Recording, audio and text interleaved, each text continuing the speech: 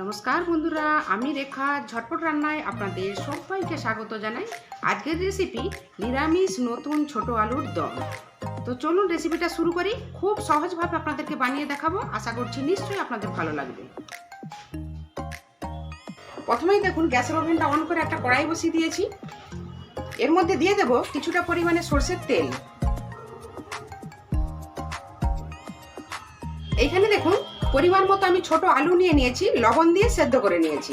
এই আলুগুলো তেলের মধ্যে ভেজে নেব।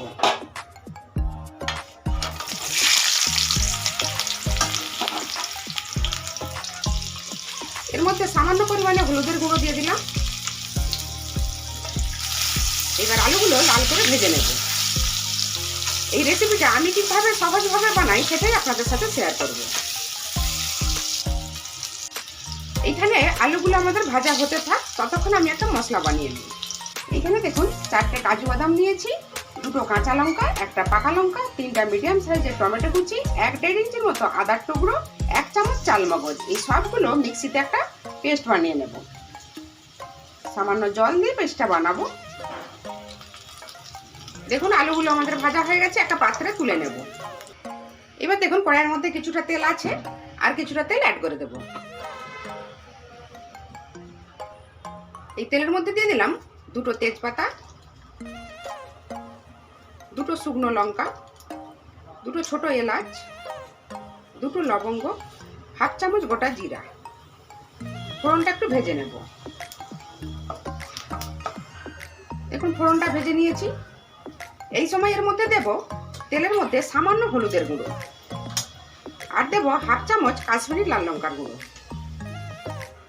এইবার দিয়ে দেবো আগে থেকে যে মশলাটা পেস্ট বানিয়ে রাখলাম। মশলার বাটিটা ধুয়ে সামান্য জল দিয়ে দিলাম, পরিমাণ মতো লবণ দিয়ে দিলাম, সামান্য ধনে গুঁড়ো দিয়ে দিলাম, আর সামান্য চিনি দিলাম। এবার সব মশলাগুলো খুব ভালোভাবে কষিয়ে নেব। মশলাটা আমাদের খুব ভালোভাবে কষানো হয়ে গেছে, দেখেই বুঝতে পারছেন। এই সময় এর মধ্যে দিয়ে দেবো 1/2 চামচ কসুরি মেথি, আর দেবো আগে থেকে ভেজে রাখা আলুগুলো। মশলার সাথে আরো একবার কষিয়ে নেব।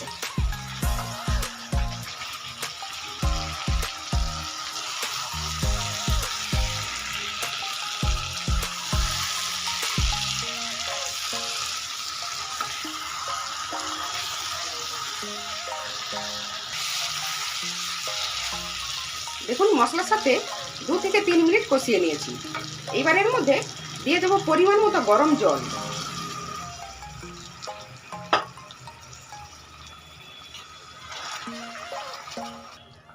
পরিমাণ মতো জল দিয়ে দিয়েছি। এবার ঢেকে 5 মিনিট লো ফ্লেমে হতে দেব। দেখুন 5 মিনিট আমাদের হয়ে গেছে। এই সময় এর মধ্যে দিয়ে দেবো 1/2 চামচ ঘি, আর দেব গরম মশলার গুঁড়ো, আর ওপর থেকে দিয়ে দেবো কিছুটা ধনেপাতা কুচি।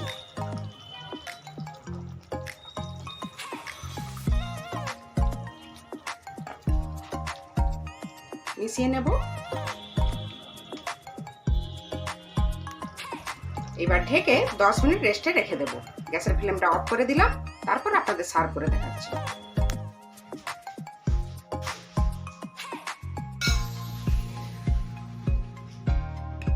দেখুন আলুটাও খুব ভালোভাবে সেদ্ধ হয়ে গেছে।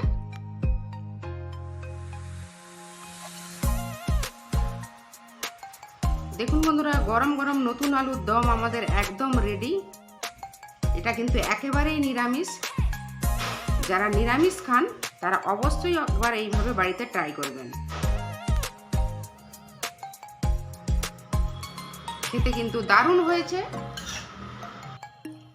ওপর থেকে কিছুটা ধনেপাতা কুচি দিয়ে দিলাম।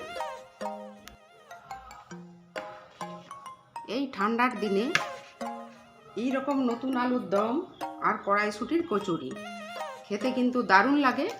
অবশ্যই একবার এইভাবে বাড়িতে ট্রাই করবেন, আর কেমন লাগলো আমাকে অবশ্যই জানাবেন।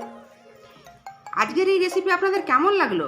নিশ্চয়ই ভালো লেগেছে। ভালো লাগলে প্লিজ একটা লাইক দিয়ে চ্যানেলটা সাবস্ক্রাইব করে পাশে থাকা বেল আইকনটি ক্লিক করে অল অপশনটি সিলেক্ট করে রাখবেন। তাহলে কি হবে, আমি যখনই কোনো নতুন ভিডিও আপলোড করব সবার আগে আপনাদের কাছে পৌঁছে যাবে। ভিডিওটা দেখার জন্য আপনাদের সবাইকে অসংখ্য ধন্যবাদ। সবাই খুব ভালো থাকবেন, সুস্থ থাকবেন, সাবধানে থাকবেন। আর এইভাবে নতুন আলুর দম অবশ্যই একবার ট্রাই করবেন।